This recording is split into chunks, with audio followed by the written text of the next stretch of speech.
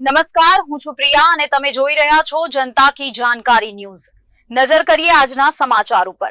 CM Bhupendra પટેલનો પાટણ પ્રવાસ, 110 કરોડ રૂપિયાના વિકાસ કામોનો પ્રારંભ।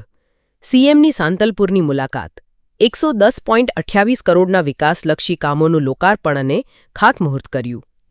પાટણ જિલ્લાના સાંતલપુર તાલુકાના કલ્યાણપુરામાં મુખ્યમંત્રી ભૂપેન્દ્રભાઈ પટેલના વરદ હસ્તે 110 કરોડથી વધુના વિકાસ કામોનું ખાતમુહૂર્ત અને લોકાર્પણ કરવામાં આવ્યું। આ મોકોએ માર્ગ અને મકાન, આરોગ્ય, શિક્ષણ, પાણી અને ગ્રામ વિકાસ જેવા વિવિધ વિભાગોના 100થી વધુ કામોની ઘોષણા અને શુભારંભ કરાયો।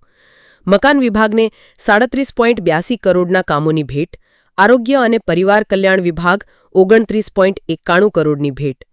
સાથે સાથે વિવિધ યોજનાના 42 લાખ રૂપિયાના લાભોનું વિતરણ થયું અને નવનિયુક્ત શિક્ષકોને નિમણૂક પત્રો પણ એનાયત કરાયા। મુખ્યમંત્રીએ જણાવ્યું કે વડાપ્રધાન નરેન્દ્ર મોદી ગુજરાતના છેવાડા સુધી સુવિધાઓ પહોંચાડવાના દૃષ્ટિકોણથી કામ કરી રહ્યા છે અને સાંતલપુરનો વિકાસ આજે સાકાર સ્વરૂપ છે। ચારણકા સોલર પ્લાન્ટ, નર્મદાના નીર અને રોજગારીના સાધનો સાથે સાંતલપુર તાલુકો આજે વિકાસના માર્ગે દોડે છે।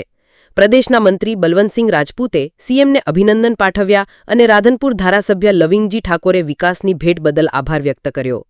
આ પ્રસંગે જિલ્લા કલેક્ટર તુષાર ભટ્ટ સહિત જિલ્લાની સમગ્ર પ્રશાસન અને મોટી સંખ્યામાં લોકો, અધિકારીઓ, નાગરિકો ઉપસ્થિત રહ્યા। રિપોર્ટ અનિલ રામાનુજ, રાધનપુર, પાટણ।